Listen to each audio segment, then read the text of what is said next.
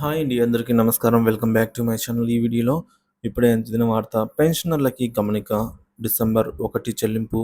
దీనికి సంబంధించిన పూర్తి సమాచారం వీడియోలో తెలుసుకుందాం. వీడియోని ఎక్కడ కానీ స్కిప్ చేయకుండా ఎండ్ వరకు చూడండి. అప్పుడే ఇన్ఫర్మేషన్ పూర్తిగా అర్థమవుతుంది. వీడియో చూస్తున్న ప్రతి ఒక్కరు అయితే వీడియోకి లైక్ చేయండి ఫ్రెండ్స్. ఈ వీడియోని తోటి ఉద్యోగ పెన్షన్ మిత్రులతో అయితే షేర్ చేయండి. కొత్తగా మన ఛానల్ చూస్తున్న వారు సబ్స్క్రైబ్ చేసుకోకుంటే వెంటనే మన ఛానల్ అయితే సబ్స్క్రైబ్ చేసుకోండి. దీని ద్వారా నేను చేసే లేటెస్ట్ వీడియోస్ అన్ని మీ వరకు రీచ్ అవుతాయి. ఇక ఆలస్యం చేయకుండా వీడియోలోకి తెలుపుదాము. సో ఫ్రెండ్స్, ఇక విషయానికి వచ్చినట్లయితే పెన్షనర్లకి గుడ్ న్యూస్ అండి. డిఏ పెంపుపై కీలక ఆదేశాలు జారీ. పెన్షనర్ల కోసం ఉత్సాహకరమైన వార్త వచ్చింది. డిఆర్ఎస్ అలవెన్స్ పెన్షనర్లకి డిఆర్ఎస్ రిలీఫ్ పెంపుతో పాటుగా పెన్షనర్లకు మరిన్ని ఆర్థిక ప్రయోజనాలను అందించేందుకు ప్రభుత్వం కీలక ఆదేశాలు జారీ చేసింది. దీనివల్ల పెన్షన్దారుల జీవనోపాధి మెరుగుదల ఖచ్చితంగా కనిపిస్తుంది. డిఏ లెక్కలు ఉదాహరణతో వివరణ అండి. ప్రస్తుత బేసిక్ పెన్షన్ అనేది ఒక పెన్షనరు 50,400 బేసిక్ పెన్షన్ అందుకుంటున్నారని అయితే అనుకుందాం. డిఏ పెంపు వల్ల చూద్దామండి ఎంత అవుతుందో.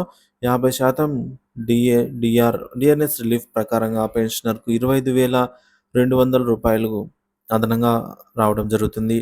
పెరుగుదల తాజాగా ప్రకటించిన డిఏ పెంపుతో పాటు జూలై, ఆగస్టు, సెప్టెంబర్ నెలల బకాయిలను కలిపి నెలకు 1,386 చొప్పున అదనంగా అయితే అందుకోనున్నారు. డిసెంబర్ నుంచి అమల్లోకి డిఏ చెల్లింపులండి. సో డిసెంబర్ నుంచి పెంచిన డిఏ అమలు చేయడానికి ప్రభుత్వం గ్రీన్ సిగ్నల్ అయితే ఇచ్చింది. ఇక ఎరియర్స్ చెల్లింపు గత నెలల బకాయిలను కూడా చెల్లించనుండటంతో విశేషం. మొత్తం లాభం డిసెంబర్ నుంచి పెన్షనర్లకు రూ. 1,512 అదనంగా అయితే పెరుగుతుంది. పెన్షనర్ల కోసం కీలక ప్రణాళికలు. ప్రభుత్వం పెన్షనర్లకు ఆర్థిక భరోసా కల్పించడానికి వివిధ చర్యలు తీసుకుంటోంది.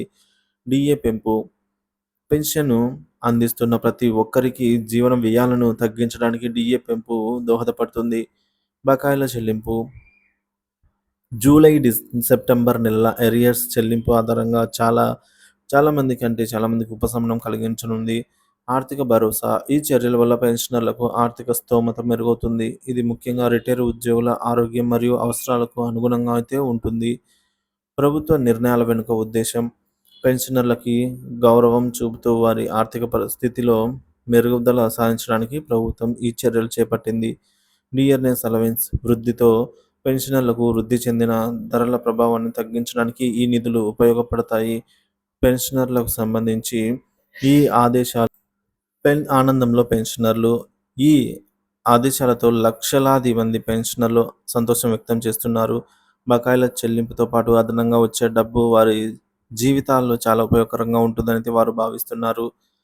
ఫైనల్గా డిఏ పెంపుతో ప్రభుత్వం పెన్షనర్లకు ఆర్థిక భద్రత కల్పించడంలో మరొక అడుగు ముందుకేసింది.